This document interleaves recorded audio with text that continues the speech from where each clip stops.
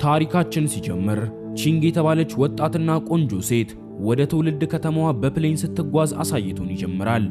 ሻንጣዋንም እየከተተች እያለ የቀድሞ ፍቅረኛዋን ከፊት ለፊት ተቀምጦ ትመለከተውና በመደናገጥ እንዳያያት መደባበቅ ትጀምራለች።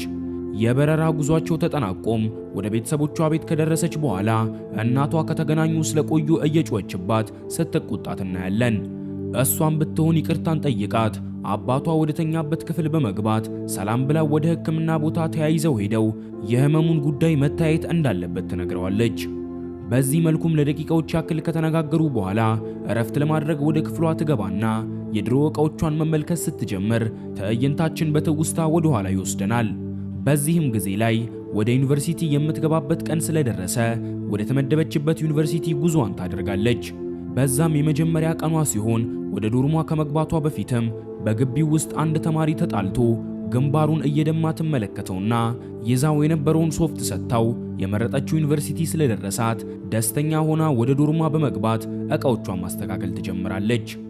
አዲሱ ዩኒፎርሟንም ለመለካት ልብሷን እየቀየረች እያለ የቀደሙ ተማሪ ተቻክሎና ተደናግጦ ወደ ክፍሏ ይገባል።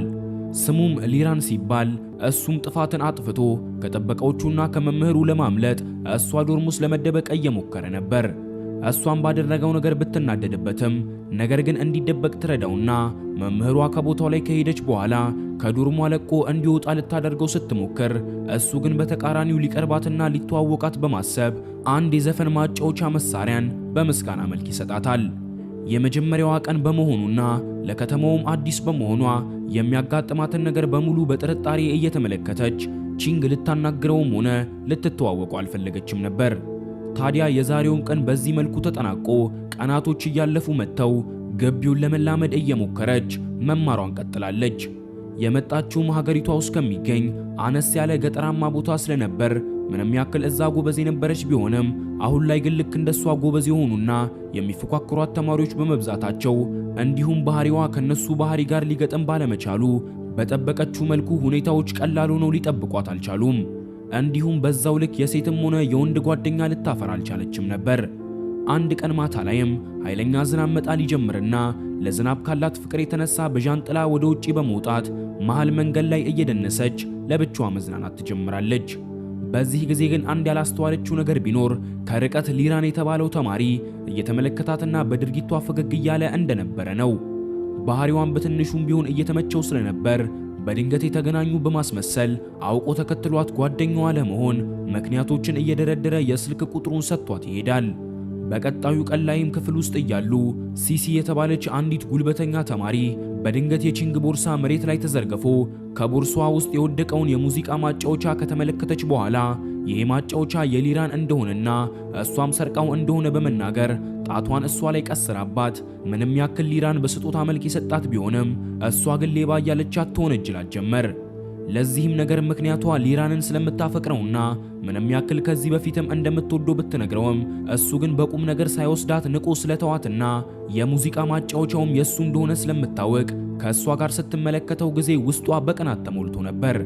ቺንግም ብትሆን ጥፋተኛ አለመሆኗን ከማስረዳት ይልቅ ሁሉንም ነገር አምና እያለቀሰች ከቦታው ትወጣና ትናንትና በሰጣት ቁጥር ላይ ለሊራን ደውላለት እንዲገናኙ ስታደርገው እሱም በቶሎ በቦታው ደርሶ ገና ሲመለከታት እንደከፋት ስለገባው ወደ አንድ መዝናኛ ቦታ ወስዶ እንድትዝናና እያደረጋት ለምን እንዳዘነች ይጠይቃታል።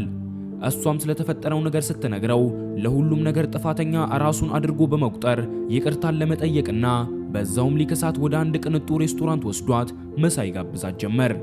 ጥቂት ሳምንታቶችን በዚህ መልኩ ተቆጥረው በዓል ደርሶ ስለነበር ቤተሰቦቿን ለመጠየቅ ጉዞዋን ወደ መጣችበት ከተማ ታደርጋለች። በዛም እናቷ ከመጠን በላይ ኮስታራና ቁጡ ስትሆን ትኩረቷንም ከሷ ይልቅ ለሌላኛው ወንድ ልጇ ላይ ነበር የምታደርገው። እሷም በእናቷ አንዳንድ ነገሮችን ከተመከረች በኋላ ወደ ዩኒቨርሲቲው ተመልሳ ባመራችበት ሰዓት ላይ ምንም ያክል ሊራን ልክ እንደ ድሮ ሊቀርባት ቢሞክርም እሷ ግን ኮስተር በማለት ወደዚህ የመጣችው ለትምህርት እንጂ ለሌላ ነገር እንዳልሆነ በመናገር ስሜቱን የሚጎዱ ቃላቶችን ስትነግረውና እሱም ተናዶባት ከዛን ቀን ጀምሮ ከሷ መራቅን ሲጀምር እናያለን። ብዙም ሳይቆዩ ግን አንዲት ሜሪ በተባለች ቆንጂዬ ተማሪ አማካኝነት ወደ አንድ የልደት ፓርቲ እንድትመጣ ትጋበዝና ስጦታዎችን ይዛ ወደ ቦታው ስታመራ በቦታው ላይ በነበረችው ሲሱ አማካኝነት ያመጣችውን ስጦታ በአደባባይ ከፍታባት ሙድ ስትይዝባትና በሌሎች ተማሪዎችም እንዲሳቀባት ታደርግ ጀመር። ሁኔታውን የተመለከተው ሊራን ግን ከገጠራማ ቦታ የመጣችና ልክ እንደ ቺንግ አይነት ጸባይም ያላት ሴት እንደምትመቸው በመናገር ከጎኗ ቆሞ ለሷ መከራከር ይጀምራል። እሷም ብትሆን በድንገት እጆቹን ትይዛቸውና የፍቅር ግንኙነት ውስጥ እንዳሉ በመናገር ሲሱን አናዳት ከቦታው ለቃ ትወጣለች። ውጪ ላይ ግን በድንገት ማልቀስ ትጀምርና ብሶቷን በሙሉ ስለ ቤተሰቦቿ ሳይቀር ዝግዝግ አድርጋ ለሊራን ስትነግረው እሱም ቢሆን እያጽናናት እናቱን በሞት እንዳጣ አባቱም ቢሆን ቁጡና ኃይለኛ እንደሆነ በመናገር ሁለቱም እርስ በርስ ሚስጥራቸውን ተነጋግረው በዚህ ምክንያት የበለጠ ቀረቤታቸው እየጨመረ መምጣት ይጀምራል። ከትውስታችንም ወደ አሁኑ ጊዜ ስንመለስ ቺንግ አባቷን ለሕክምና ወደ ሐኪም ቤት ይዛው በመሄድ ከዶክተሩ ጋር ተነጋግራና ምርመራቸውን አድርገው ሲጨርሱ ወጥተው በታክሲ ወደ ቤታቸው ጉዟቸውን ይጀምራሉ። በዛም እናቷ መኪና እንኳን ስለሌላቸው በታክሲ እንደሚጓዙ ተናግራ ስታማረር የሰማችው ቺንግ በነጋታው ባጠራቀመችው ገንዘብ አማካኝነት መኪና ልትገዛላቸው ከወንድሟ ጋር በመሆን ወደ አንድ የመኪና መሸጫ ሱቅ ታመራለች። የአጋጣሚም ነገር ሆኖ ሊራንም እዛው አካባቢ ስለነበረ ይገናኛሉ። አሁን ላይም ሊራን ስኬታማ ወጣት ሲሆን ከሷ ጋርም በመተያየቱ ደስተኛ የሆነ ይመስላል። ትዕይንታችንን በዚህ ጊዜ በድጋሚ በትውስታ ወደ ኋላ ይወስደንና ያኔ ቀረቤታቸው ከመጠን በላይ በመጨመሩ የፍቅር ግንኙነትን ጀምረው እንደነበረ፣ ታዲያም በጊዜያቶች ውስጥም ሁለቱም በፍቅር ወድቀው እሱ አስቀድሞውኑ የሀብታም ልጅ ስለነበረ የተለያዩ ቦታዎች ይዟት በመሄድ ሲዝናኑና በአንድ ቀን ላይም አደገኛ ዝናብ በመዝነቡ ምሽቱን አብረው የሆቴል ክፍልን በመከራየት በመስኮቱ በኩል ሙሉ ከተማውን እየተመለከቱ አሪፍ የማይረሳ ጊዜን ሲያሳልፉና በሚያሳዝን ሁኔታ ግን በቀጣዩ ቀን ላይ ወደ ትምህርት ቤት ሲያመሩ ቤተሰቦቻቸውና መምህራኖቻቸው ተሰብስበው ሊያናግሯቸው እየጠበቋቸው መሆኑን ይረዳሉ። ምክንያቱ ደግሞ ትናንትና የሆቴል ክፍልን ሲከራዩ ሲሲ የተባለችው ተንኮለኛዋ ተማሪ በድብቅ ፎቶ አንስታቸው ስለነበረ ለትምህርት ቤቱ ኃላፊዎች አሳይታና አስተማሪዎቹም እድሜያቸው ሳይደርስ አብረው ያደሩ ስለመሰላቸው ነበረ። ተቆጪዋ እናቷም ስለዚህ ነገር ከሰማች በኋላ ስትጮህባትና በድጋሚም እዚህ ትምህርት ቤት ውስጥ እንደማትቀጥል በመናገር ከአንዳንድ በቀጣዩ ቀን ላይ ወደ ሌላ ትምህርት ቤት እንድትዘዋወር ስታደርጋት፣ ወሬው ግን በሲሲ አማካኝነት ወደ አዲሱ ትምህርት ቤቷ ውስጥም ተሰራጭቶ ስለነበረ ለቀናቶች ያክል ትምህርት ቤቱን ለመላመድ እየከበዳት ይመጣል።